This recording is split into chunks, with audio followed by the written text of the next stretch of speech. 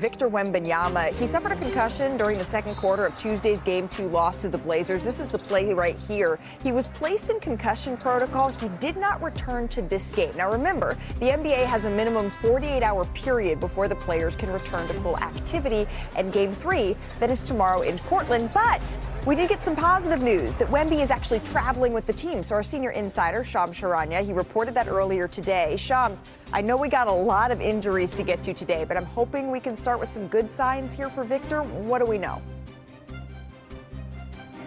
Luka, this is very positive development for the Spurs and for Victor Wembanyama. Not only is he traveling with the team for Games 3 and Games 4 in Portland this weekend, but today he was present at practice and he was seen rebounding, shooting some light, doing some light activity, shooting some short-range shots. And I'm told late Wednesday, Victor Wembanyama also participated in cardio workouts because his symptoms did not worsen, and throughout all of this, he has to clear multiple neurological exams per day, which he has up to this point. But whether he's able to clear protocol in time for Friday's Game 3, that's obviously up in the air, very much in jeopardy overall, just from a timing perspective. But the Spurs are expecting to have a better understanding here tonight. And remember, Malika, in all this, the team doctor as well as a league third-party concussion protocol director are all involved in terms of whether he will be cleared and when that point will come. Yeah, and very important because concussions, as we know, they can be very, very serious. But the fact, Shams, that he did get on the plane, that maybe tells me that there is some optimism that either for Game 3 or for Game 4, they're hoping he's going to be able to go. Thank you for that insight. I mentioned we got a lot of injuries to get to, so please do not go too far. As we welcome you inside our Los Angeles studios, I'm with a couple of seniors today. That is a senior writer in Ramona Shelburne, a senior front office insider in Bobby Marks. Ramona, you were actually there. Yeah. You were in the arena when Victor went down. It was really scary to watch on television. Yeah. How did it reverberate around the team? You know, I think when we're in the arena, I don't think a lot of the fans realized how serious it was because the way he fell, he kind of put his hands down and then his head onto his hands, and then he popped back up. I mean, you know, there was the one step where he stumbled a little bit, but then he ran off the court into the locker room, and you just saw this guy, you know, everybody knew he was hurt, but I don't think you saw the extent of the injury unless you were watching on television and saw that he actually lost consciousness for a little bit there. And I think the team might have realized as they were standing there, but then he popped back up, and that signaled to everyone, this is a man who wants to play, wants to get right back out there on the court.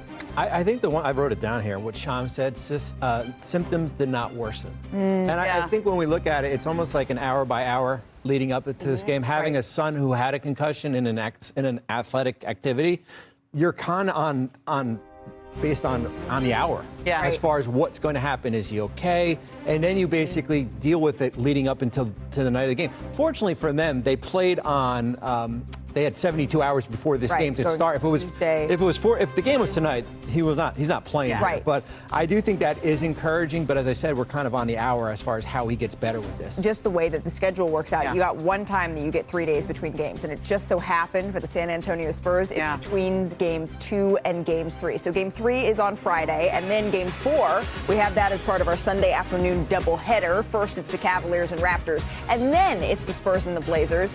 We're going to await the word on Victor's status for that one. Also, we have the Nuggets and the Timberwolves Saturday primetime. That's at 8:30 p.m. on ABC and the ESPN app.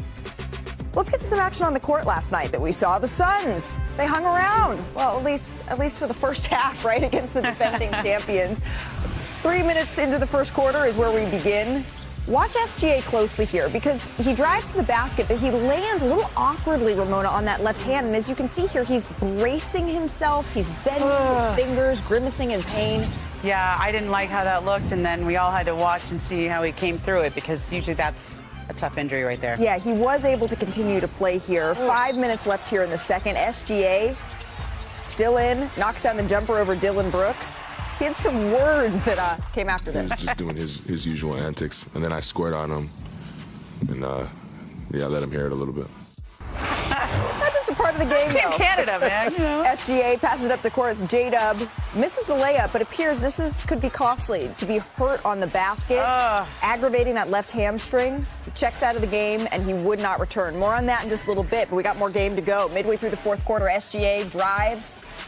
Once again, Bobby, past Dillon Brooks. hits the jumper. Well, they just come at you in waves. As soon as Phoenix gets a little bit closer, that lead gets to beyond double digits. Yeah, exactly. And that's when really things started to balloon out of hand here. SGA gets cornered, but Brooks, the foul is called. SGA's on the ground. Again, he's holding that same hand, something to keep an eye on. Brooks kind of gets a piece of it as he tries to swat the ball away. He thinks it's a flopping call, but his complaints were not heard. A minute later, SGA has the ball up top, passes it to Lou Dort. You know he can knock that down. Moon the ball. story of this game was the injuries. Here's SGA on the importance of J-Dub.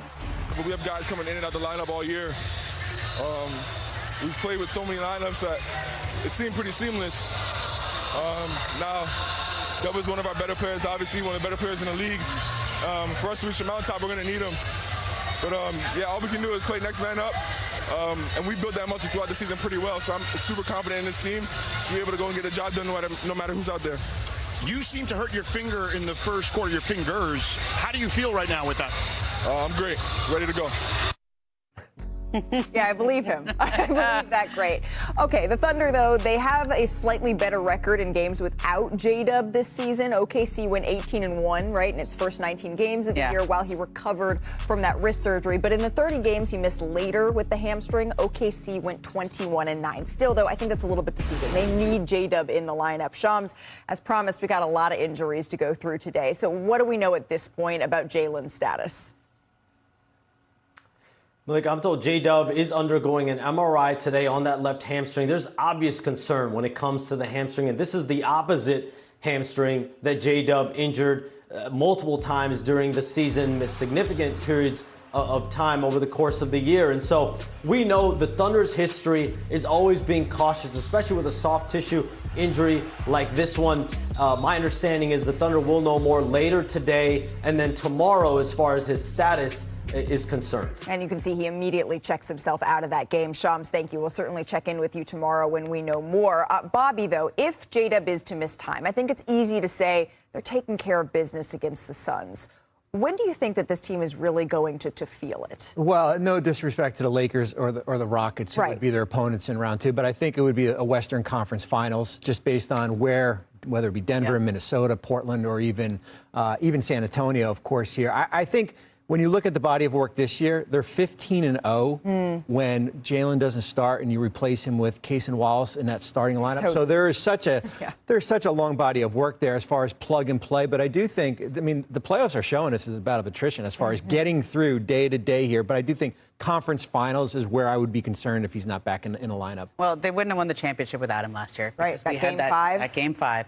And I don't know if they can win it again without him this year. But let's just see how he comes through this injury. Yeah, absolutely. And it did look, I'm hoping that this is minor, maybe something that's more like grade 1. Again, they have to finish out this series against the Suns, but they are taking care of business, at least so far. So injuries, that's part 1, right, of the story of this game. I think part 2 is that the Suns, they were not